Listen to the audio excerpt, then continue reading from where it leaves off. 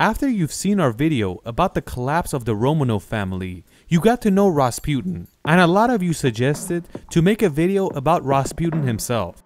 Before you watch this video, be sure you watch this video we made earlier, because you can understand it better. Let's see who this guy was.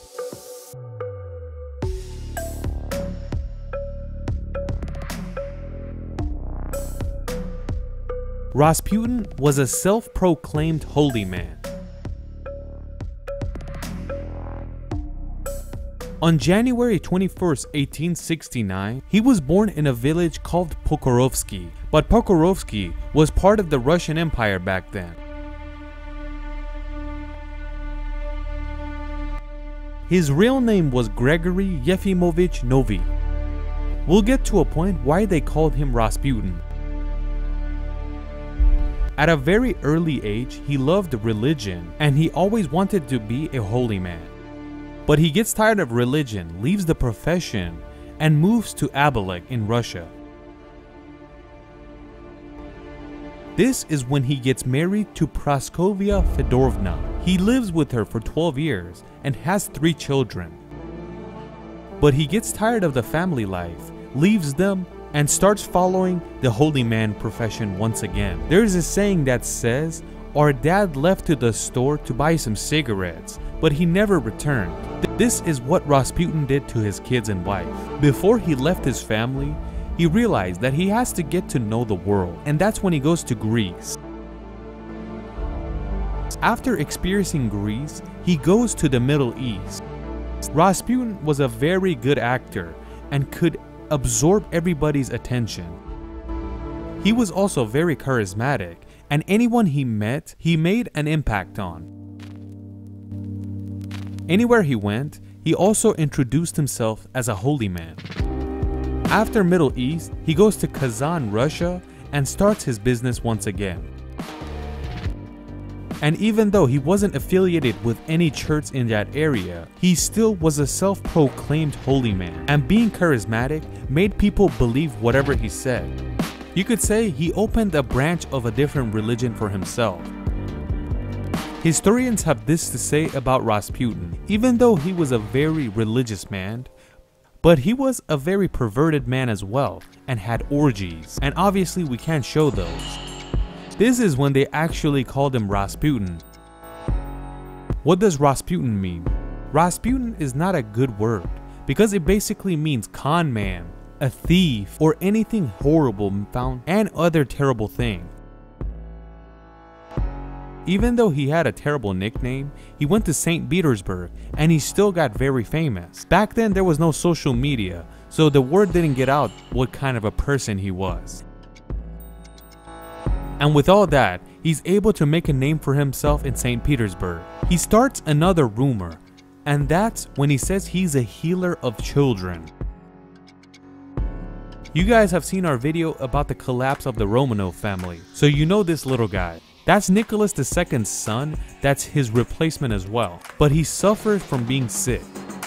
His mother Alexandra was very worried about him. She's living in a terrible time in Russia where the Tsar Empire is falling, and her husband, the king, can't do anything about it. Doctors back then couldn't do anything for Alexei, and that's when Alexandra heads towards religion. She tells the close friends she has, "If you know anyone that could help heal my son, please let me know." This is when they introduce Rasputin to her. Because of being charismatic, he was very famous in St. Petersburg. I won't waste your time, but in 1908, that's when Rasputin enters the Romanov family palace, and that's when he meets Alexei. He said, "Okay, I'll bring him some medication." He brings some aspirin for Alexei, and he doesn't say it's aspirin and gives it to him. When Alexei took the medication, he started to feel better, but it was actually bad for him because aspirin is a blood thinner, and that was terrible for Alexei. When he takes the aspirin, he feels better and he's happier, and that's when Alexandra gets happy as well. And you could say that's when she fully trusts Rasputin and anything he says. You know, Alexandra was a German woman, and just because of that, the Russian people hated her. But Nicholas II loved his wife, and he also started believing Rasputin as well. Rasputin really hit the spot because he took over the most powerful family in Russia. There was a lot of rumors back then too.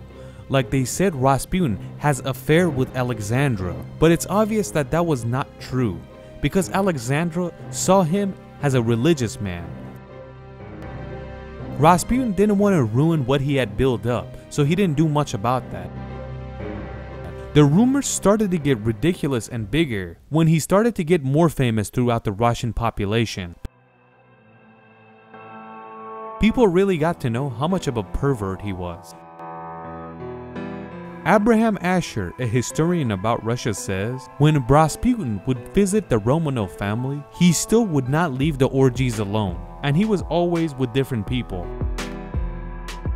Even though he was a religious man, he would not shower, not wash his hands, and eat food with his hands. Between his beard, you could always find food as well, but he exploded with self-confidence, and he didn't care what anybody thought about him.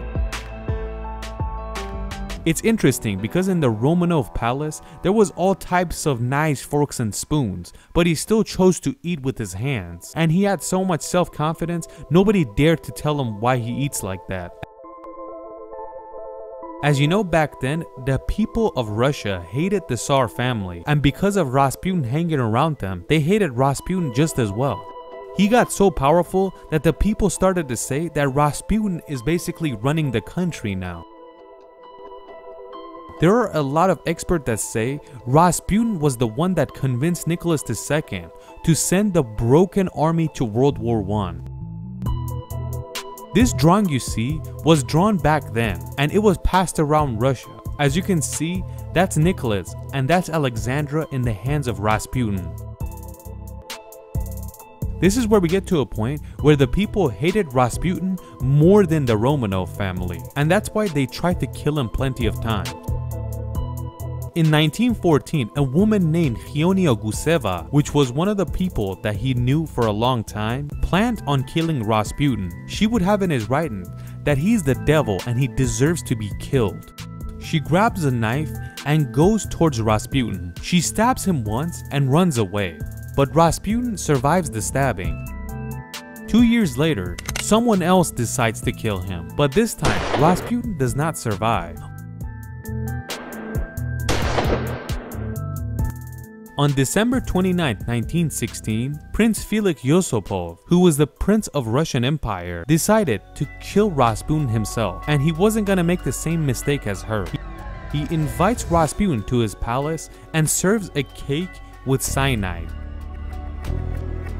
Rasputin goes ham with his dirty hands. I don't know why, but his hands might have been dirtier than cyanide, and the cyanide wasn't doing anything to him, or there wasn't much in there.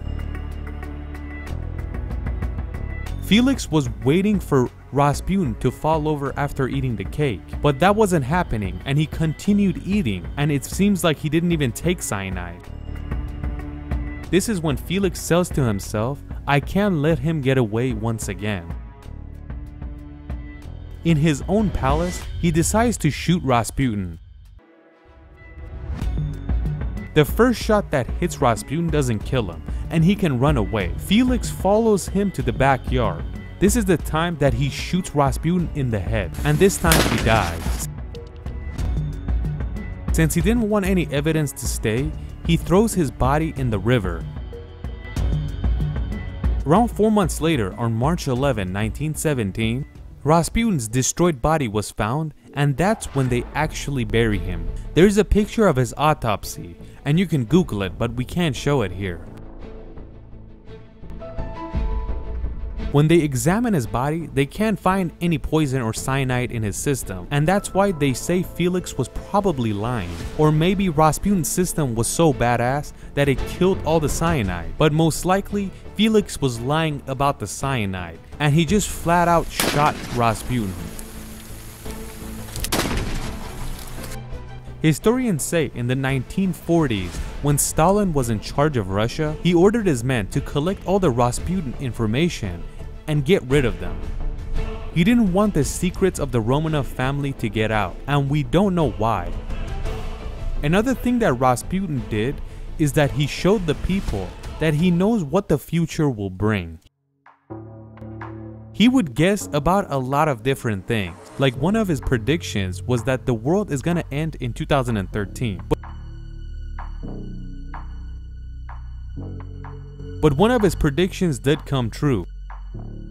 In the year 1912, he predicted that the Romanov family will be taken over through a revolution very soon. But this prediction was very easy because when Rasputin made the prediction, there was already a smell for revolution in this country.